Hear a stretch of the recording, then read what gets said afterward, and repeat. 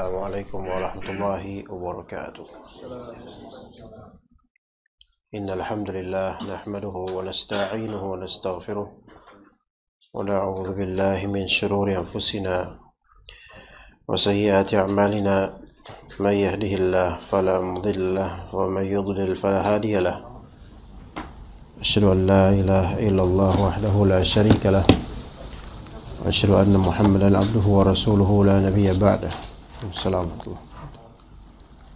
Fa inna asdaqal hadits kitabullah wa khairal hadi hadi Muhammadin sallallahu alaihi wasallam wa syarral umuri muhdatsatuha wa kullu muhdatsatin bid'ah wa kullu bid'atin dhalalah wa kullu dhalalatin finnar. Amma ba'd. Sebelum kita masuk ke dalam masalah motivasi untuk menghafalkan Al-Quran, ada perlunya kita membahas tentang masalah zikir dan doa serta perbedaan antara keduanya. Assalamualaikum. Jadi ada zikir, ada doa. Zikir lebih umum daripada doa. Doa lebih khusus daripada zikir dari segi amalan lisan. Ya. Doa lebih khusus daripada zikir dari segi amalan lisan. Taib. Itu perbedaan pertama. Perbedaan kedua, yang namanya zikir itu masuk ke dalamnya permintaan ataupun bukan permintaan. Adapun doa yang dimaksud di sini doaul masalah itu rata-rata adalah permintaan. Allahumma dan Rabbana itu doa. Karena doa maknanya seruan. Zikir itu mengingat, doa menyeru, meminta, memanggil. Itu perbedaan kedua. Kemudian perbedaan ketiga, dan ini penting sekali. Untuk zikir tidak disyaratkan seseorang mengetahui maknanya agar zikir itu bermanfaat untuknya. Tidak disyaratkan untuk mengetahui maknanya. Paham di sini? Tidak disyaratkan seorang yang berzikir, tidak disyaratkan untuk mengetahui lafal wiritannya dia, ya, dalam berzikir. Tidak, supaya dapat pahala, dapat fadilah, itu enggak disyaratkan untuk mengetahui maknanya. Faham? Adapun doa, kan tujuannya doa adalah supaya dijawab doanya. Maka disyaratkan memahami apa yang dia ucapkan dari doa itu. Bagaimana? Bisa dipahami ikhwan di sini? Itu beda zikir dan doa. Ya. Jadi bedanya yang ketiga apa? Zikir tidak disyaratkan fahmul makna untuk mendapatkan keutamaan, fadilah dan pahalanya, pahala zikir. Misal seseorang berzikir la ilaha illallah wahdahu la syarika lah lahul mulku wa lahul hamdu wa huwa ala kulli syai'in qadir. Dia enggak faham maknanya itu semua kecuali la ilaha illallah saja. Apakah dia tetap mendapatkan keutamaan? Misal dia zikir sehari semalam 100 kali itu la ilaha illallah wahdahu la syarika lah sampai akhirnya. Zikir pagi petang. Apakah dia dapat pahala? Dapat. Dapat fadilah? Dapat juga. Walaupun dia enggak faham arti dari setiap lafal yang dia zikirkan itu. Namun ketika antum berdoa minta sama Allah, ya makanya antum harus tahu, ya, karena dalam hadis Nabi SAW, Allah Ta'ala tidak menerima doa dari qalbu yang ghafilin lahin, lalai dan enggak ngeh dengan apa yang dia ucapkan, maka enggak Allah Ta'ala terima doa tersebut. Karena doa membutuhkan faham. Bagaimana antum meminta sesuatu yang ketika antum meminta, antum enggak faham permintaan antum sendiri. Ya begitu. Maka perlu dipahami doa itu. Beda dengan zikir lebih umum. Baik, sekarang membaca Al-Quran masuk ke mana? Zikir atau doa? Zikir. Apakah disyaratkan faham Al-Quran baru kemudian diterima fadilah Al-Quran? Paham nggak Mas? Pertanyaan ini paham nggak Pak? Ikhwan? Hah? Apakah antum ini misalnya Al-Quran, antum baca satu huruf berapa pahala ikhwan? 10. Satu huruf. Itu pun kalau Allah mau lebihin bisa, kan? Terserah Allah. Antum misalnya baca ayat Allah Azza wa Jalla, misalnya wal-laili idza yaghsha. Wal-laili idza yaghsha. Ada berapa huruf di situ? Bisa lebih dari 7 atau sekitar. Baik. Nah, antum baca wal-laili idza yaghsha, ini tilawah Al-Quran, ini zikir, sebaik-baik zikir. Apakah dengan jahilnya antum, tidak tahunya antum tentang makna yaghsha, menyebabkan antum tidak dapat pahala 10 huruf? Dapat pahala nggak tetap? Tetap dapat pahala. Selama niatan antum ikhlas berzikir dengan membaca Al-Quran ini. Taib. Jadi ini beda zikirnya.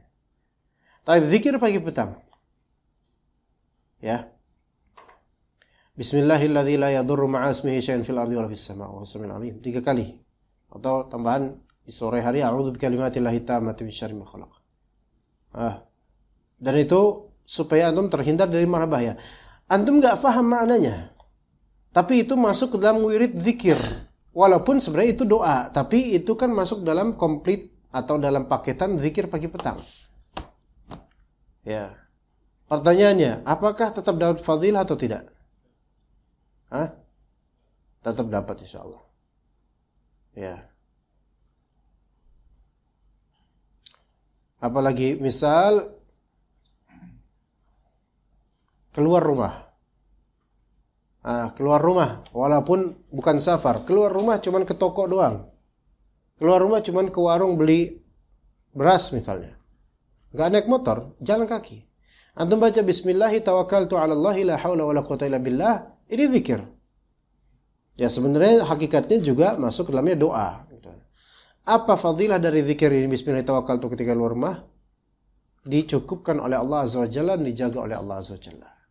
Nah, banyak orang baca bismillah tawakkaltu 'ala Allah la haula wala quwwata illa billah tidak tahu artinya. Pertanyaannya, apa dia tetap mendapatkan fadilah itu? Tetap mendapatkannya insyaallah. Ya. Jadi zikir itu lebih luas, lebih umum. Tidak diwajibkan atau disyaratkan untuk faham makna, melainkan yang penting dia mengerti itu adalah zikir. Ya. Begitu. Menyimak Al-Quran. Menyimak Al-Quran, bukan antum baca, menyimak Al-Quran. Karena antum mengamalkan firman Allah Azza wa Jalla, wa idza quri'a Al-Quran fastami'u lahu wa ansitu. Kalau misalnya dibacakan pada antum Al-Quran, maka dengarkan baik-baik seksama dan diamlah. Maka menyimak Al-Quran. Enggak paham ini ayat apa, surat apa, artinya apa, enggak paham. Tapi mengagungkan Al-Quran, ada niatan pengen mengagungkan Al-Quran.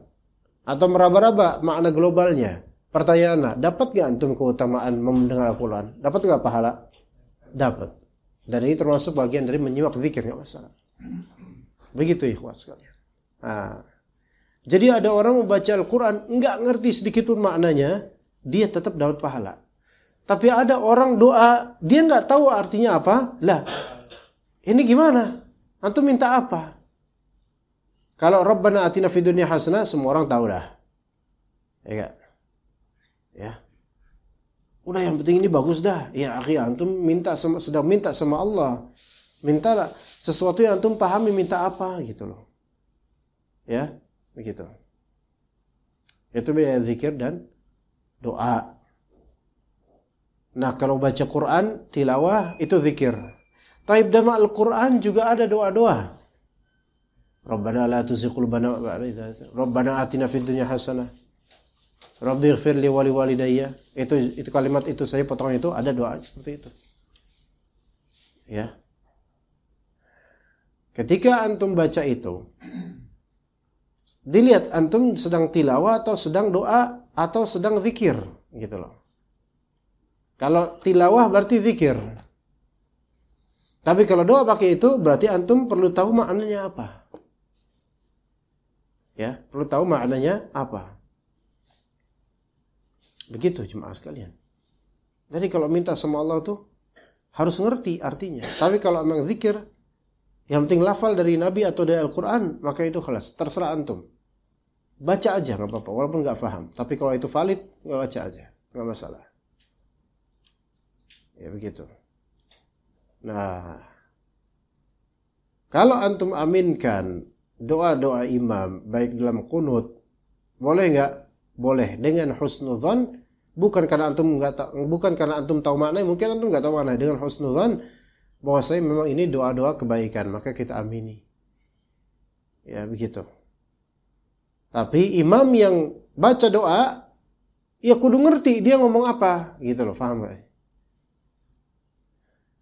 Terutama qunut nazilah. Sebagian imam yang gak ngerti bahasa Arab atau mungkin tak bisa baca Arab, hafal Quran tapi gak ngerti maknanya, disuruh sama Marbot atau DKM, pokoknya qunut nazilah buat Palestina. Akhirnya dia explore doa-doa Palestina, doa-doa untuk Palestina. Akhirnya qunut nazilah pakai doa-doa itu, boleh sambil megang HP. Tapi dia sendiri nggak paham. Makanya ketika baca bingung. Allahumma laka sumtu wa bika amantu. Gimana? Itu mau puasa? Hah? Gitu. Nah, di sini pihak DKM ya perlu memberitahu, tolong Pak Imam nanti ketika doa benar-benar Pak dipahami baik-baik, atau kita akan menyewa ustadz untuk menjelaskan kepada antum doa ini doa apa gitu supaya paham. Jangan sampai hanya tekstual doang, nggak paham artinya apa, itu nggak layak karena antum sedang berdoa. Adapun makmum maka wajar mengaminkan karena mengikuti sunnah Nabi, mengikuti perbuatan para sahabat. Ketika imam menjaharkan, meninggikan suara doanya, maka dianjurkan makmum untuk mengaminkan di qunut. Ya, di qunut. Oke, begitu. Baik, kita lanjut ke pembahasan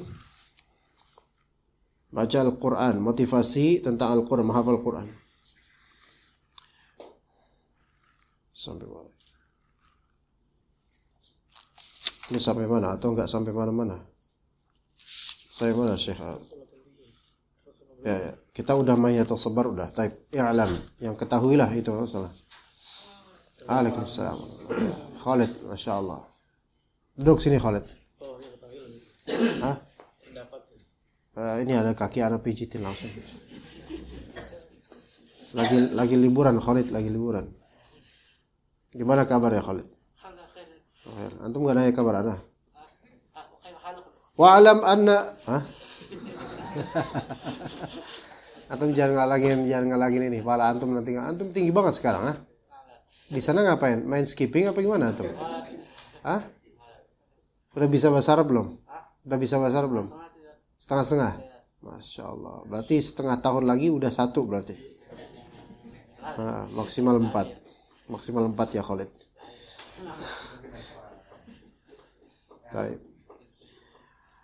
Kata penulis hafizullah, wa'lam anna atarra an-nafsi 'ala al-'ilmi wa mujahadatiha 'ala dhalik yurithu at-taliba 'ilman jamma. Ketahuilah bahwasanya ini udah belum? Kelas ini. Ya, baik. Wa ilaika amthilatu min quwwati hifdhi wa hirsi salafi rahimahumullah ta'ala. Ini terdapat beberapa contoh bagi Anda akan kekuatan hafalan dan kesungguhan para salaf rahimahumullah. Allaha an takuna sababan. Ini bukan la'allaha an takuna sababan mu'inan lil hirsi 'ala at-talab wal hifz. Semoga dapat menjadi sebab tertentu bagi kesungguhan untuk menuntut dan menghafal Al-Quran. Di antaranya qaulu Mujahid, perkataan Mujahid. Sallaitu khalfa Maslamah bin Maslamata bin Makhlad fa qara'a surat al-Baqarati fama taraka wawan wala alifa. Aku pernah salat di belakang Maslamah bin Makhlad, lalu ia membaca surat Al-Baqarah. Di salat itu jadi imam. Dan beliau tidak melewatkan huruf waw, tidak pula alif. Ngerti nggak maksudnya, ikhwan? Mutqin, hafalannya mutqin. Allah, kita kalau satu surat Al-Baqarah, Al-Baqarah 286 ayat, 2,5 juzan, dibaca dalam satu majlis, maksudnya satu momen, dan itu dengan hafalan langsung tanpa melihat atau ngintip ke mushaf, dan tidak luput darinya satu huruf pun, itu maksudnya. Maka ini mutqin baru disebut hafalan. Dan alhamdulillah kalau kita lihat dari segi itqan, mudah-mudahan dengan banyaknya hafiz atau huffaz di tanah air, terutama salafiyin, anak-anaknya ikhwah kita, ya mudah-mudahan semakin memperjayakan Islam insyaallah. Meskipun fitnah itu makin banyak, tetapi kita harus husnudzan pada Allah bahwasanya Ahlus Sunnah ini makin mencetak produksi anak yang Masya Allah gitu. Hufaz, hafidh Al-Quran. Sangat dibutuhkan insya Allah mereka. Hanya memang semoga tidak terjadi fitnah pada para penghafal Al-Quran. Khawatirnya hafal Quran ketika lagi sekolah udah hafal Quran, namun ketika di masa kuliah kemudian fitnah dunia melamarnya, ya gitu. Ya. Taib, kemudian wa qala Hafiz bin Ghiyath, beliau berkata, min jalalati ibni Abi Layla annahu qara'a al-Qur'ana ala 10 syuyukh. Di antara kemuliaan Ibnu Abi Layla bahwasanya dia mempelajari Al-Qur'an dari 10 syekh. Dari 10 syekh. 10 guru. Dia talaqi Al-Qur'an secara kamil secara sempurna dari 10 masyayikh. Ya. Ini di antara kemuliaan Ibnu Abi Layla. Ya. Wa kana al-A'mash yu'ridu al-Qur'ana fayumsikuna 'alaihi al-masahif fala yukhti'u fi harfin wahid. Dahulu al-A'mash menyuguhkan bacaan Al-Qur'an, maka mereka memegang mushaf mereka. Maksudnya paham enggak i'rad di sini? Yaitu maknanya di sini, atau ya'rid, bukan i'rad. 'Ard. Ardul hifz, yaitu membentangkan hafalan. So, cek hafalan saya gitu. Soalnya Al-A'mash bilang ke beberapa talib, ya, pegang mushaf antum semua cek hafalan anak bakal bacain. Maka ia tidak salah dalam membaca meski satu huruf pun. Hafalan ya, bukan tilawah, hafalan. Itu Al-A'mash. Wa min hifdzihim fi ghairil Qur'an. Nah, ini sekarang tentang selain Al-Qur'an. Bukan Al-Qur'an yang dihafal, bukan Al-Qur'an saja, melainkan hadis. Maka dikatakan oleh Abu Daud, amla Ishaq ahada 10,000 hadithin min hifdhih thumma qara'aha alaina fama zada harfan wala naqasa harfan. Subhanallah. Abu Daud berkata, Abu Daud As-Sijistani, Abu Daud yang kita tahu, Ishaq bin Rahawayh menuliskan 11.000 hadis dari hafalannya. Lalu ia membacakannya kepada kami. Ya, maka tidaklah bertambah dan tidak berkurang satu huruf pun. Faham enggak di sini maksudnya? Anggap ana Ishaq bin Rahawayh. Oke? Dan dikatakan di sini Ishaq amla.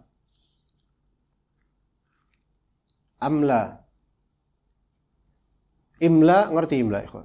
Imla itu mendikte. Dikte. Tahu dikte? Seperti yang mentalqinkan dan antum kemudian tulis. Itu dikte namanya. Paham enggak? Itu imla namanya.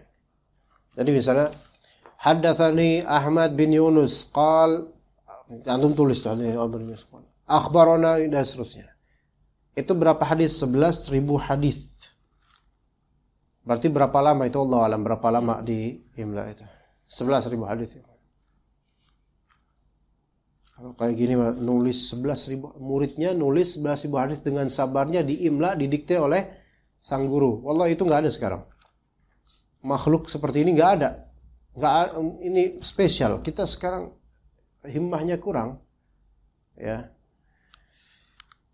Anak kalau kejadian atau cerita-cerita seperti ini, nulis hadis sampai 11.000 hadis, sabar muridnya depan gurunya, itu anak teringat waktu anak ngajar khusus English, ya, memberikan tugas buat murid anak yang cuma 2, dan dua-duanya anak SMA gaul lagi. Itu tahun 2010 atau 2011 sekitar itu. Anak kayak gini papan tulis. Anak nulis English, pertanyaan soal-soal English dan faedah-faedahnya. Itu berapa menit lama itu anak tulis tuh. Sampai hampir full. Apa yang dilakukan oleh murid anak? Dia terus mengeluarkan handphonenya, itu tahun 2011 itu. Terus, kamu ngapain? What are you doing? I'm taking photo, mister. My photo? No, mister. Ini. Subhanallah, anak bilang. Anak udah capek-capek, ente tinggal foto aja, lakraan gitu. Itu tinggal foto aja. Tapi nggak bisa Anda melarang gitu loh. Nggak bisa. Karena kepuasan konsumen, kalau dalam bimbel itu kepuasan konsumen nomor pertama. Nanti udahlah, nggak apa-apa nggak dibayar, yang penting nulis. Nggak mungkin Anda ngomong kayak gitu kan? Mendingan Anda dibayar, ente keluar aja. Kan gitu. Karena Anda nyari duit, namanya kan ngajar kan nyari duit Anda. Ngajar bahasa Inggris. Nah, subhanallah. Itu, dan zaman-zaman itu anak masih di Libya dan masih suka nulis perkataan para masyayikh, para ustadz. Jadi anak masih sangat-sangat heran sampai pulang itu nggak habis pikir, subhanallah, anak zaman sekarang fitnah luar biasa gitu. Walaupun sekarang jadi biasa. Malah justru sekarang anak juga jangan-jangan kayak gitu kalau jadi beliau gitu loh. Ya, begitu. Sekarang 11.000 hadis. Dan ketika antum benar 11.000 hadis, ini bukan berarti matan hadis. Ada matan hadisnya, namun ingat ketika ulama mutaqaddimin, ini kan Abu Dawud ulama 3 Hijriyah, 200 sekian wafatnya. Ishaq bin Rahawai 200 berapa anda lupa wafatnya. Artinya ulama mutaqaddimin, masih ulama zaman-zaman tadwinus sunnah, zaman-zaman ilmu sunnah dan sanad-sanadnya itu ditulis. Nah, 11.000 hadis ini bukan berarti kayak antum melihat Arba'in Nawawi kayak gitu modelnya. Dari Abu Hurairah Rasulullah SAW bersabda begini, enggak. 11.000 hadis itu boleh jadi satu hadis matan, satu hadis misal innamal a'malu binniyat, tapi dari jalur sanad 10, maka itu terhitung 10 hadis, bukan satu hadis. Itu bahasanya mutaqaddimin. 10 hadis. Ya, maksudnya 10 hadis, 10 turuqul hadis, turuqus sanad. 10 model. Walaupun mengerucut kepada misal Umar bin Khattab. Dari siapa? Dari siapa? Itu semua terhitung satu. Nanti ada lagi jalur ini beda lagi dan seterusnya. Matanya sama. Sama di sini, Pak, dalam artian serupa, bukan sama persis. Kadang-kadang dari jalur Syu'bah ke fulan ke ini matanya serupa, tapi ada beberapa huruf yang berbeda. Tapi hadisnya sama. Tapi dari jalur lain matanya sama, serupa, maksudnya sama, serupa. Ada beberapa perbedaan. Ini semua dihafal, benar-benar cocok hafal. 11.000 hadis didiktekan. Kalau sekarang misalnya Anda mendiktekan antum 11.000 hadis dengan sanadnya, Anda sendiri nggak tahan lihat wajah antum ketika itu. Bisa aja misalnya 2 bulan antum baru selesai. Subhanallah, itu udah prestasi.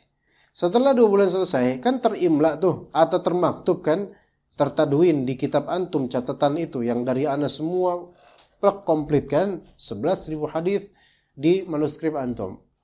Kemudian, sekarang kemudian kata Abu Dawud, setelah itu thumma qara'aha alaina. Kemudian Ishaq bin Rahawai qara'a tilka 11,000 hadis, 11.000 hadis itu dibaca qara'a alaina. Qara'a alaini artinya diucap ulang tanpa dikte. Coba cek yang telah kalian tulis dari hadis pertama sampai 11.000. Langsung dibaca dengan hafalannya. Terus keluar mengalir. Apa katanya di sini? Fama zada harfan wala naqasa harfan.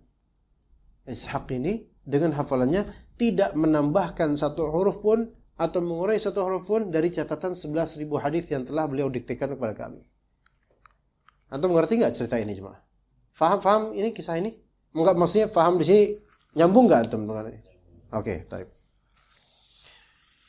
Wa qala Umar bin Shabbah atau Shubbah, ahfadhu 16 alfin arjuzah. Saya telah menghafal 16.000 arjuzah. Apa itu arjuzah?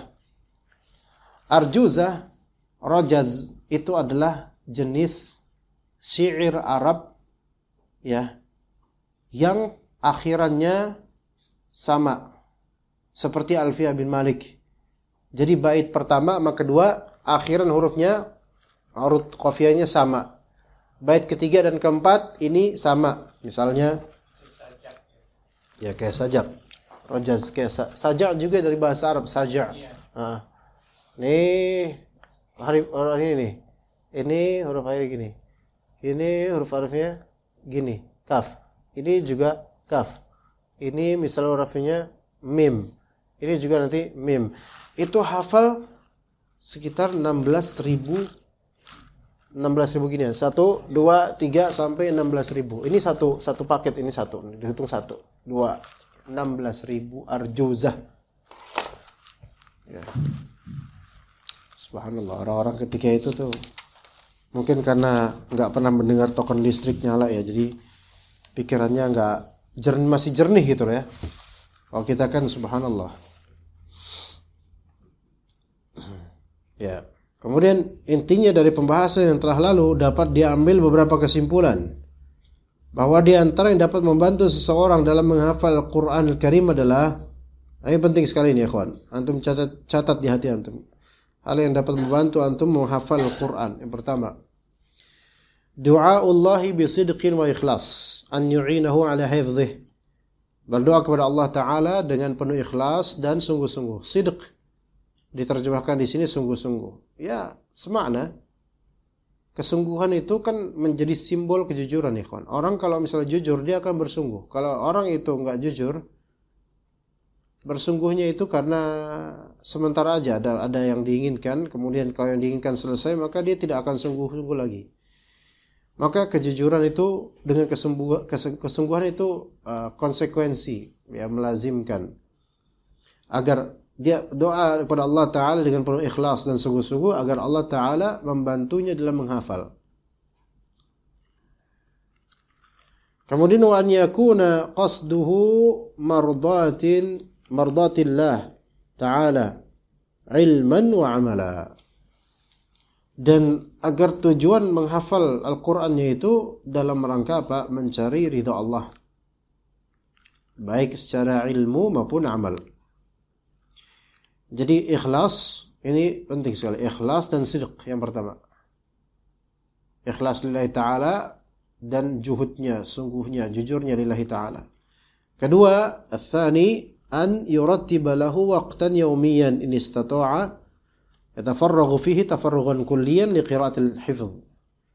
Hendaknya ia mengatur waktu yaumiyan, waktu daily, waktu harian. Kalau dia mampu, insyaallah mampu. Yang ia bertafarrugh, tafarrugh itu mengosongkan waktu demi sesuatu, itu tafarrugh. Mengosongkan waktu tersebut secara total untuk membaca hafalan. Qiraatul hifdz itu membaca hafalan. Imma dia baca ulang dalam artian melihat ke mushaf, atau dia membaca ulang murajaah. Itu waktu diatur sehari berapa kali dan ayat mana saja atau surat mana saja mau dia murajaah, atau yang sedang dihafal minggu ini ya. Ketiga, tsalits an yusammi'al qadr alladhi yuridu hifdhahu ala qari'in dhabit. Dia meminta mentasmi'. Tasmi' yaitu memperdengarkan bacaan, tasmi'.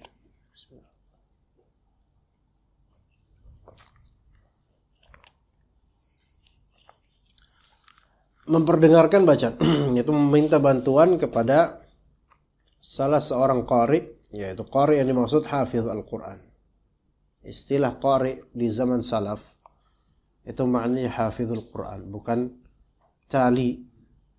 Bukan makna sekarang qari itu berarti yang pakai langgam melengking, bukan itu. Itu qari secara istilah urfi. Urf kita qari. Tetapi kalau di zaman salaf, takhusus qari seperti sekarang itu nggak ada. Ya, nggak ada. Makanya antum dapatkan kebanyakan qari itu ahlu bid'ah. Ya, yang kemudian mempelajari langgam-langgam itu rata-rata ahlu bid'ah. Ahlu sunnah itu nggak kayak gitu cara mereka mengagungkan Al-Quran. Ya, jadi minta bantuan kepada seorang hafidh Al-Quran, tapi yang dhabit. Apa arti dhabit? Mutqin. Dia yang memiliki ketepatan dalam hafalannya. Untuk apa? Mentasmi', memperdengarkan bacaan ayat yang hendak ia hafalkan. Jadi sebelum dihafalkan, dia baca di depan hafiz ini. Bukan qari dalam artian membaca Al-Quran. Antum kalau mengecek qari Al-Quran yang kadang diundang maulid atau diundang di pesta-pesta tertentu, makhraj itu banyak yang gak benar itu. Dan juga dari segi mudud, panjang pendek, itu juga banyak yang melampaui batas. Demi mengenyangkan keinginannya untuk mengepaskan dengan cengkok langgam. Itu. Sehingga pelanggaran banyak terjadi. Makanya, jangankan kayak gitu para ikhwas sekalian. Itu yang memiliki ya. Yang bacaannya sebenarnya bagus aja, dan menurut kita orang awam itu mutqin dan dhabit dari segi tajwid dan hafalan, kadang-kadang beberapa ahli tajwid itu melarang kita untuk menyimaknya. Mungkin ini pernah anak katakan kepada antum, sampai sekelas Syekh Misyari Al-Afasi, Syekh Rashid, itu sebagian dari pakar tajwid itu enggak merekomendasikan seperti itu. Bahkan sampai level Syekh Abdurrahman, apalagi Syekh Abdurrahman As-Sudais, itu juga tidak sedikit dari para ahli tajwid yang tidak merekomendasikan murid-muridnya untuk menyimak Syekh Sudais. Bukan berarti membenci Syekh Sudais, bukan. Tapi qiraahnya ada beberapa hal dalam masalah tajwid yang tidak tepat, dan khawatir kenapa guru-guru pakar tajwid ini mereka melarang muridnya menyimak para masyayikh qari tersebut yang menurut mereka bacaannya tidak tepat secara tajwid. Karena apa? Karena murid itu akan menyukai bacaan langgam atau irama mereka dan akan menghancurkan apa yang selama ini dipelajari dari ilmu tajwid.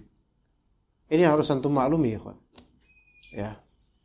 Jadi kalau misalnya ada seorang pakar tajwid, misal, walaupun ini sepertinya nggak ada secara publik ya, mengatakan Syekh Fulan ini bacanya tidak tepat, misalnya Syekh Sudais misalnya, Syekh Ghamidi, Syekh Fulan, nggak tepat.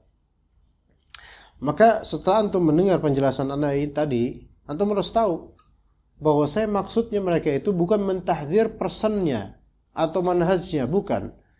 Tapi mentahdzir murid-murid dari menyimak tajwid mereka, para masyayikh ini, yang mana ada khalal yang tidak sedikit di masalah dengungannya, di masalah mududnya, di masalah makharijnya bahkan.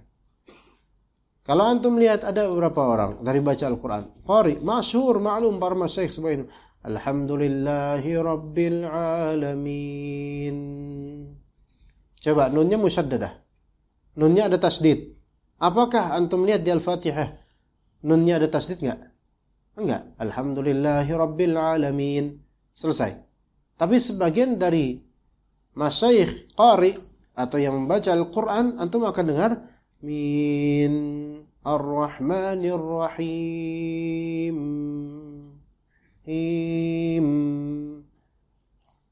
Kalau antum baca tabbat yada abi lahabi wa tab, itu sahih. Karena akhiran ba-nya itu memang musyaddadah, ada tasdid. Tapi kalau misalnya dia enggak ada tasdid, tapi dimandekkan terus, maka ini enggak boleh gitu kan ya. Makanya sampai dilarang, jangan dengerin Syekh Fulan. Loh, maksud Syekh Fulan dia imam Masjid Haram. Hatta bukan masalah imam Masjid Haram di sini. Kalau kita mempelajari suatu ilmu, kemudian kita malah nyimak perkataan atau pembacaan orang-orang yang justru berlawanan dengan ilmu kita, lalu buat apa kita mempelajari ilmu ini gitu loh. Paham enggak maksudnya ya, kawan? Iya. Gitu ya. Maka di sini minta bantuannya sama seorang qari yang kompeten ya, kawan, untuk mendengarkan bacaan ayat yang hendak dihafalkan supaya tidak salah dalam makhraj, tidak salah dalam pengaturan mad, ya. Begitu. Ini udah azan belum ya? Masih 7 menit lagi. Yang keempat, hendaknya ia meluangkan waktu murajaah, mengulang-ulang pada hafalan pada waktu yang telah ditentukan secara rutin. Ini murajaah, beda dengan yang nomor 2, ya. Itu membaca hafalan, ya. Tapi membaca hafalan ini murajaah secara melihat gitu, membaca hafalan. Kalau yang keempat memang murajaah, yaitu tanpa melihat, tapi dia lakukan pada waktu tertentu secara rutin dan berusaha dengan sungguh-sungguh agar tidak absen dari murajaah. Dia boleh fadhal mau dia mau murajaah sendiri atau dengan ada bantuan orang lain memperlihat atau mengecek hafalan dia, ya. Kemudian yang kelima, an takuna an-nuskhatu aw at-tab'atu allati yahfazu 'alaiha wahidatan. Hendaknya cetakan mushaf yang digunakan dalam menghafal satu cetakan saja. Maksudnya satu cetakan, satu format ya, satu mode. Madinah ya Madinah gitu kan. Agar menambah daya ingat dalam benaknya atas hafalannya. Yang keenam, an yuraddida ma yahfazu asharatil marrat qa'iman wa qa'idan wa mashiya. Mastata'a ila dzalika sabila. Hendaklah ia mengulang-ulang apa yang baru dihafalkannya sebanyak ini bukan 10 kali. Asyarat yaitu puluhan kali, bukan 10 kali, salah. Ya, saya puluhan kali asyarat. Kalau misalnya 10 kali masih dia bilang asyra marrat, ya. Tapi ini asyarat berarti puluhan kali. Baik dia qa'ima, duduk, atau qa'ida, diri, ataupun masya, berjalan. Semampu dia. Di bis, di motor, pergi ke warung, ke kebun binatang Ragunan, kemudian diam di dekat kandang apa, terus habis itu dia murojaah di situ untuk mengecek hafalannya, insyaallah. Nungguin istri belanja di mall, kemudian dia cari tempat duduk, terus dia murojaah, masyaallah. Istri murojaah harga barang, dia murojaah Al-Quran. Ini baru suami yang budiman. Iya. Gitu. Atau sebaliknya, suami sibuk main game, kemudian istri murojaah, masya Allah. Ini baru istri yang salihah. Atau yang asah adalah suami dan istri saling memurojaahkan satu sama lain. Masya Allah. Bukankah begitu Khalid? Allah yahdik. Kemudian yang ketujuh, an yaqra'a tafsir al-ayati allati hafidhaha. Hendaknya ia membaca tafsir ayat yang sedang ia hafalkan. Dalam hal ini ada 2 poin, yakni riwayah dan dirayah. Riwayah Al-Quran beserta hafalannya, dan dirayah makna-maknanya beserta pemahamannya. Ya, kalau riwayat itu plus ya, bonus nanti kalau dia sudah riwayat Asim udah hafal baru yang lain. Yang ke-8, dan ini penting, liyahdhar minal ma'asi, hati-hati dari kemaksiatan. Karena salah satu dampak dari maksiat adalah lupa terhadap ilmu dan hafalan. Ad-Dhahhak berkata, tidaklah seseorang mempelajari Al-Quran lalu ia lupa terhadap apa yang dia pelajari atau hafalkan dari Al-Quran, melainkan karena apa? Karena dosa. Jadi su'ul hifz. Ya, su'ul hifz itu ada 2 macam. Yang pertama tabi'i, yang kedua sina'i. Ya, keburukan hafalan ada 2 macam. Yang pertama tabi'i. Tabi'i ini karena memang intelijensinya kurang. Ya, memang udah cetakannya begitu gitu loh. Qadarullah. Ya, pelupa, mungkin dulu kebentur atau pas lagi hamil ya, mengandung dirinya, mungkin ibunya kebanyakan makan hal-hal yang membuat dia bahlul, mungkin nggak tahu ya. Tapi ya, atau pas bayi asupan gizinya kurang mungkin atau bagaimana. Ya Allah alam, al-muhim ini tabi'i yang tidak dipersalahkan. Tapi ada yang sifatnya ikhtiyari atau sinai. Itu sebabnya ya dia sendiri. Kalau yang ini ada beberapa faktor. Paling besarnya faktor pelupa karena sebab sendiri adalah yaitu dosa, dzunub wal ma'asi. Itu yang menyebabkan. Iya. Begitu. Lalu ia membaca ayat wa ma asabakum min musibatin fabima kasabat aydikum wa ya'fu an katsir. Dan musibah apapun yang menimpa kalian adalah karena perbuatan ulah tangan kalian sendiri. Dan Allah memaafkan banyak dari kesalahan-kesalahanmu. Dan kemudian kata beliau, ya masih dikatakan oleh Ad-Dhahhak, wa ayyu musibatin a'dhamu min nisyanil Qur'an. Musibah apa yang lebih besar? Afwan. Di sini bukan maksiat. Lah, ini terjemahnya salah, makanya kok maksiat. Musibah bukan maksiat. Adakah musibah yang lebih besar daripada melupakan Al-Qur'an? Adapun melupakan Al-Qur'an itu musibah secara zat. Tetapi apakah itu maksiyah? Maka itu dilihat dari konteks. Kalau di sini kan lafalnya yaitu nisyan Al-Qur'an. Nisyan Al-Quran yaitu kelupaan, bukan melupakan. Kelupaan akan Al-Quran. Karena melupakan itu konteksnya itu selalu negatif. Kalau melupakan Al-Quran selalu negatif. Tapi nisyan Al-Quran ada beberapa posibilitas, ikhwan. Kalau misal nisyannya itu sifatnya basyari, yaitu kemanusiawian, ya kadang-kadang salah, itu maklum. Manusia nggak ada yang selamat dari itu. Mungkin yang tadi kita diceritakan di sini tentang para hufaz, mereka mungkin 11.000 hadis tanpa salah, ya itu mereka. Tapi pasti ada di hal lain mereka pasti punya salah gitu loh. Gak mungkin gak punya salah.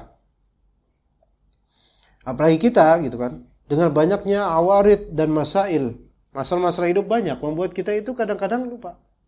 Bahkan kata sebagian pakar ya, kata sebagian pakar nih, Allahu Akbar, Allahu Akbar, Allahu Akbar. Asyhadu an la ilaha illallah. Ya, sebentar lagi pakar akan azan. Ya udah kita azan dulu gitu. Baik, kata sebagian pakar ikhwan, orang yang sering lupa akan pecicilan ya, pecicilan atau perintilan bukan pecicilan. Yaitu sesuatu yang kecil. Ya, itu biasanya dikatakan oleh sebagian orang itu jenius. Ya. Ya, sebagian pakar bilang gitu. Suka misalnya kunci rumah atau kunci motor, kunci mobil, lupa naruh mana? Antum banget enggak tuh? Hah? Enggak sejujurnya antum gitu enggak? Hah? Enggak antum gitu. Suka kadang-kadang, enggak yang sering lupa naruh ini di mana, kaos kaki lupa naruh mana. Enggak usah. Hah? Coba jujur aja siapa yang kayak gitu. Ayo, Babe gitu enggak, Babe? Suka lupa enggak, Babe? Babe. Abah atau Babe nih? Suka lupa enggak, Abah? Sering. Nah, kalau itu harap maklum. Iya. Hah? Kin, antum gimana Kin? Suka lupa nggak? Suka lupa di mana taruh hal-hal kecil gitu? Karena jenius atau karena banyak pikiran Kin? Hah? Nah, itu dia. Atau bisa juga karena apa? Ya, emang dasarnya bahlul itu bisa juga. Karena banyak masalah. Tapi kenapa para pakar ini bilang ini orang jenius? Sehingga dia suka lupa dengan hal-hal kecil. Enggak, ayo, Abah cukup aja Pak sampai situ aja. Kalau itu udah saya nggak ngomong ke sana nanti nggak enak soalnya. Kalau itu ya, enggak ini yang masih muda aja, yang masih muda aja Pak. Kalau orang sudah berusia ya dimaklumi karena sudah mungkin lebih banyak niat akhirat ya, jadi nggak penting lah hal-hal kayak gitu. Hah? Tuh kan, aku sendiri, anak kan nggak nunjuk. Bapak jangan gitu juga Pak nanti. Oh kan sama juga semuanya. Tapi kalau orang udah usia bukan karena menunjukkan kejeniusan lah, itu beda lagi itu. Enggak, di sini selain pakar bilang itu bukan jenius sebenarnya yang sahih. Apa yang sahih? Karena ya banyak pikiran. Kalau bahasa Indonesia banyak pikiran itu konotasinya negatif banget itu loh. Padahal banyak pikiran bagus. Daripada nggak punya, iya. Ya kan Gin? Ya kan? Daripada nggak punya pikiran kan bagus sama pikiran. Karena ada saya punya teman begitu Ustaz. Kalau banyak poin-poin yang dipikirkan, jadi kadang hal-hal yang kecil kacamata aja di kepala karena kacamata saya mana.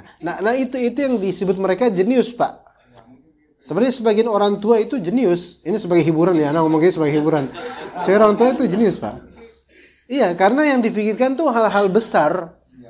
Kematian, kiamat, dan kemudian akhir zaman, anak cucu gimana, masa depan mereka itu. Iya. Enggak, itu jenius. Maksudnya banyak pikiran di sini karena banyak concentrate yang harus dipegang, dan itu kebaikan sebenarnya. Iya. Coba kalau misalnya seusia Khalid, seusia belasan tahun nggak punya pikiran, bukan Khalid tapi yang lain ya, nggak punya pikiran, kan apa-apa bisa cepat ingat, masih bisa ingat gitu loh, daya ingatnya itu loh.